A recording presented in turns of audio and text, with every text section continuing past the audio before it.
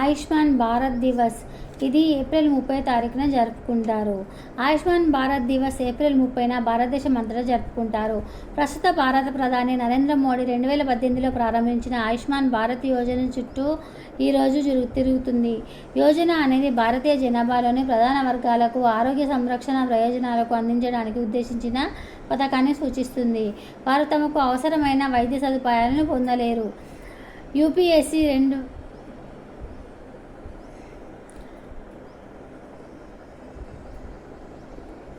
ఆయుష్మాన్ భారత్ దివస్ మరియు యుఎన్ఎస్డిజిల నెరవేర్చు.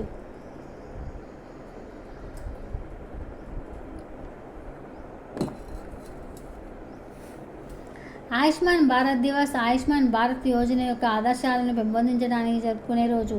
ఈ పథకం ఐక్యరాజ్య సమితి ఆధ్వర్యంలో సుస్థిర అభివృద్ధి లక్ష్యాల ఎస్డిజిలకు అనుగుణంగా ఉన్న ప్రభుత్వ భారత లక్ష్యాలను నెరవేర్పును ప్రతిబింబిస్తుంది.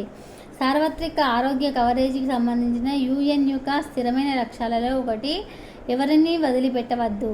నరేంద్ర మోడీ ప్రభుత్వం అదే లక్ష్యంతో ప్రజలు ఆరోగ్య సంరక్షణ సౌకర్యాలను పొందేందుకు వీలుగా ఈ పథకాన్ని చేపట్టింది. తద్వారా భారతీయ జనాభాలోని ప్రధాన వర్గాలు మెరుగైన ఆరోగ్యాన్ని పొందగలవు. ఇది దారిద్ర్య రేఖకు దిగువన ఉన్న జనాభాను కవర్ చేస్తుంది. వారు ఏదో ఒక విధంగా అవసరమైన ఆరోగ్య సంరక్షణ సౌకర్యాలను కొనుగోలు చేయలేరు. కాబట్టి ఆయుష్మాన్ భారత్ దివస్ గుర్తించబడిన తేదీ ఏప్రిల్ 30న నిర్వహించబడుతుంది. 2022 ఆచారం యొక్క దృష్టి గత 2 ఏళ్లలో దేశ జనాభాను ప్రభావితం చేసిన కోవిడ్ మహమ్మారి కేసులపై ఎక్కువగా ఉంది. భారతదేశ ఆరోగ్య మంత్రి డాక్టర్ హర్షవర్ధన్ మొత్తం 75,532 Ayushman Bharat health and wellness సెంటర్లను విజయవంతంగా అమల్లోకి తెచ్చారు. అసలు ఆయుష్మాన్ భారత్ యోజన అంటే ఏమిటి? ముందుగా చెప్పినట్లుగా ఆయుష్మాన్ భారత్ యోజన అనేది ఆయుష్మాన్ భారత్ దివస్ ఆచారం యొక్క కేంద్రాన్ని సూచిస్తుంది. ఈ పథకంలో అతి ముఖ్యమైన భాగాల్లో ప్రధానమంత్రి జన్ ఆరోగ్య యోజన PMJ1 సెప్టెంబర్ 18, 2018లో ప్రధానమంత్రి నరేంద్ర మోదీ ఈ భాగాన్ని ప్రారంభించారు. ఆయుష్మాన్ భారత్ PMJ నేడు ప్రపంచం మొత్తంలోనే ఆరోగ్య సంరక్షణ కోసం అతిపెద్ద పథకం.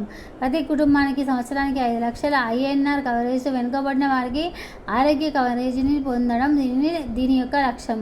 ఈ పథకం కింద 10.74 కోట్ల కంటే ఎక్కువ బలహీన మరియు తక్కువ ఆదాయ కుటుంబాల ఆరోగ్య సంరక్షణ అవసరాలను సాధించడానికి ప్రభుత్వం ప్రయత్నిస్తుంది. భారతదేశంలోని మొత్తం జనాభాలో దిగువన ఉన్న 40% మంది PMJ కింద లబ్ధిదారులుగా ఉన్నారు.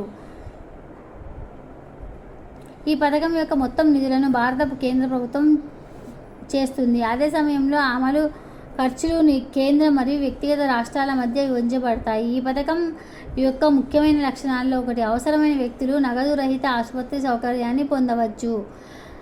ప్రాజెక్టు మొదటి రోజు నుండి ఇప్పటికీ ఉన్న పరిస్థితులను కవర్ చేస్తుంది.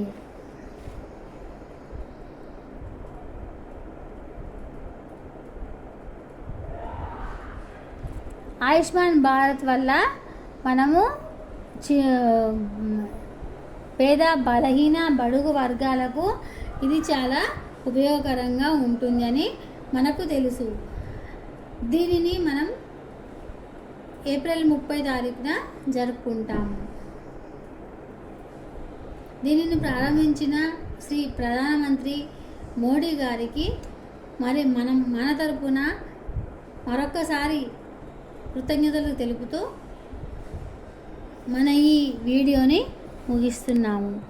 ఈ వీడియో కనుక మీకు నచ్చినట్లయితే లైక్ చేయండి, షేర్ చేయండి. అలాగే మన ఛానల్ని సబ్స్క్రైబ్ చేసి పక్కనే ఉన్న బెల్ గంటని యాక్టివేట్ చేసుకోవడం అస్సలు మర్చిపోవద్దు.